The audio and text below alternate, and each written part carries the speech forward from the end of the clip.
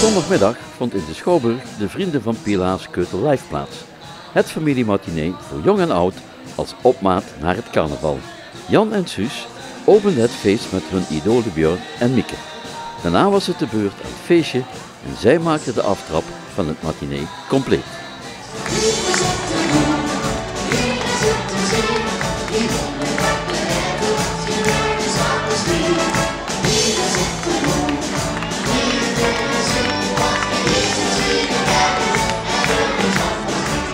Ik vond het echt fantastisch.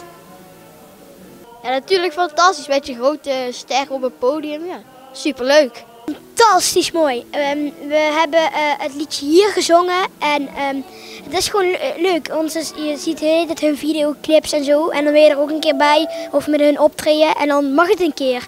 En we werden gevraagd door het KLF, net zoals de anderen. En dat vonden wij oké. En toen zeiden ze hier en toen dacht ik, ja, die ken ik helemaal uit mijn hoofd. Dus toen was ik heel blij, want ik dacht, ik ken nog even niet zo echt heel goed. En Droom met oog ken ik heel goed, maar de rest ken ik allemaal niet zo heel goed. Ja, fantastisch, echt. Dat je met de grootste sterren gewoon mag optreden, echt. Echt één woord en dat was gewoon ja. Ja, echt superleuk, met je grote sterren gewoon op het podium staan.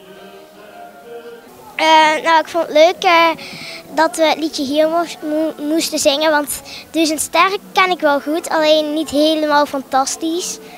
En ja, het is natuurlijk wel leuk om met de grote sterren op te treden.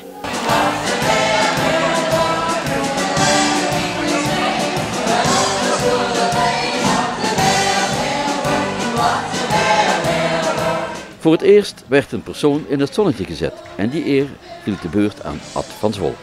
Hij schreef in het verleden liedjes voor diverse artiesten.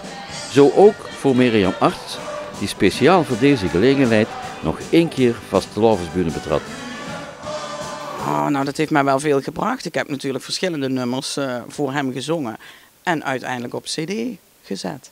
Dankzij hem. En nu hier? En nou ben ik hier. Voor eventjes hoor, want ik vier niet meer echt carnaval. Maar voor Ad heb ik het gedaan. Oké. Maar hoe was het om dit weer even te doen? Ja, het was super gezellig. Kei leuk om te doen. Gekoppeld aan Seja, dat ging kei goed. Dus prima, leuk.